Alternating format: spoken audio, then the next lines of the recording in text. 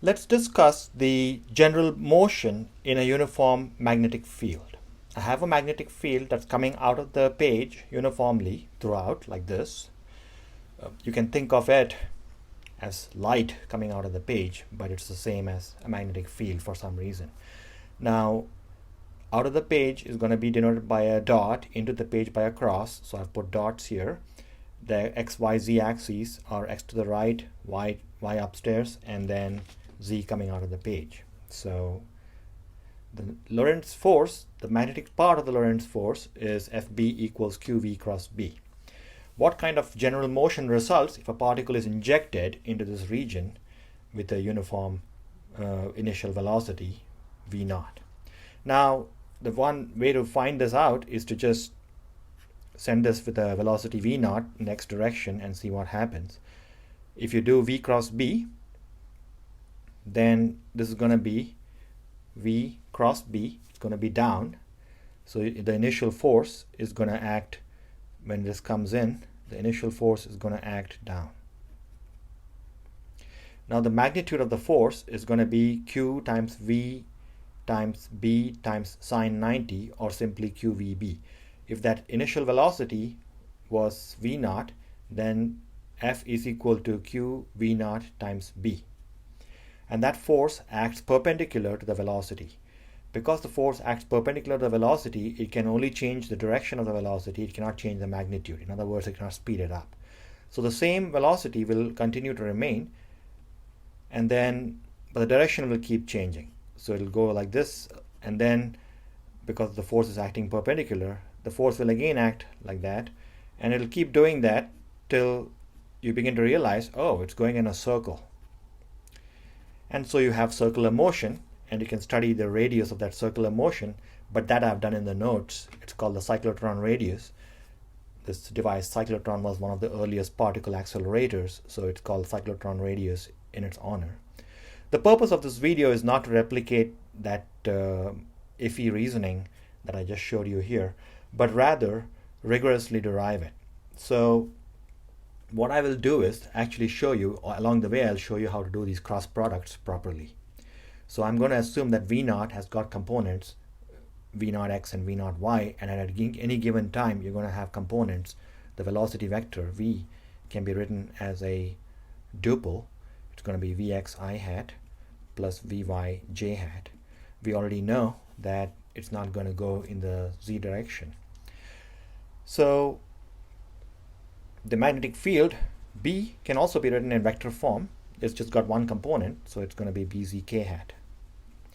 Now how do you do the cross product of these two things?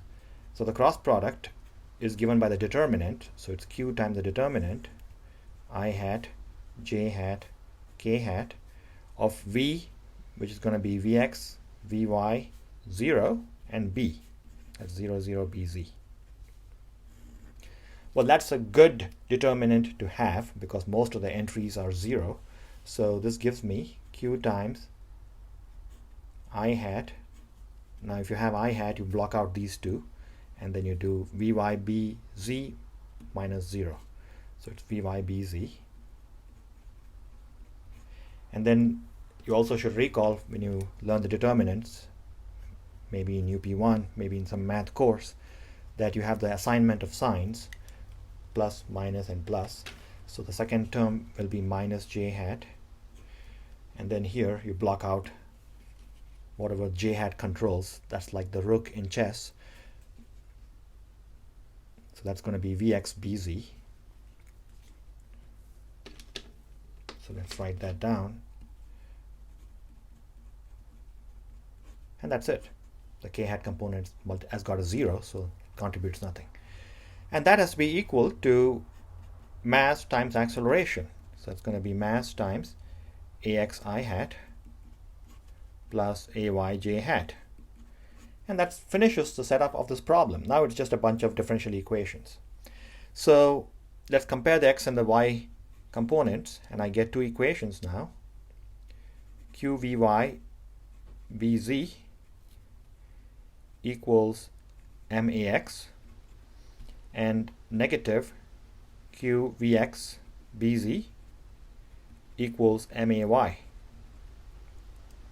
Well, that's a nice looking system. This is called a system of coupled differential equations for those interested in terminology.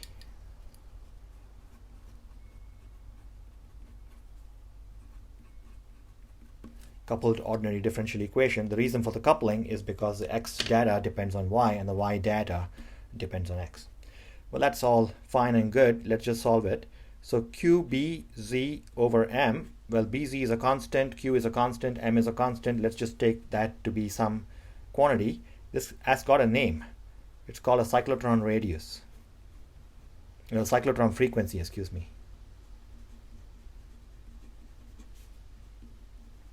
It's strictly speaking the angular frequency, but no one ever, to my knowledge, calls it the angular frequency.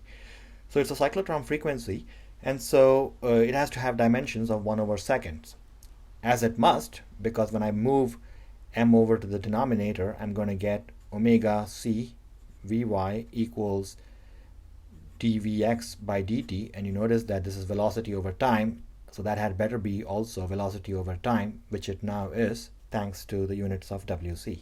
Or omega c. Now here you have the second equation. Well, that equation is negative omega c vx equals dy vy by dt. Okay, how do we solve this? One easy way of solving this is to take another derivative with respect to time of both equations. So let me do this side by side next to each other. If I take another derivative, I get dvy by dt equals d2 vx by dt squared, and on this side I'm going to get negative omega c dvx by dt equals d2 vy over dt squared. We're almost there. If you notice, dvy by dt is that. It's minus omega c vx. So I'll just substitute that here. So I'm going to get negative omega squared c vx equal to d2 vx over dt squared, and I play the same game here. dvx by dt is none other than omega c vy, so that gives me negative omega c squared vy equals d2 vy over dt squared. So they look identical in nature. They are going to be simple harmonic equations because this is the signature of simple harmonic oscillation. So I'm going to get simple harmonic oscillation, or in this case uniform circular motion. So I've pretty much shown you that it's uniform circular motion. So one way to do that is to now add them both up. So I'm going to get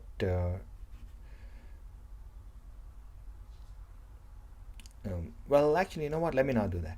So let me just find out these each one separately. So vx as a function of time is going to be some vx naught cosine omega cyclotron t plus some phase factor phi, which can be determined by the initial conditions, and vyt is going to be vy naught cosine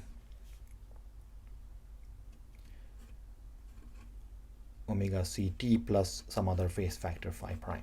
The important thing is they oscillate back and forth, so it goes around, and this also goes around, and they, after each cycle, it comes back to itself. So that's a proof that it is circular motion.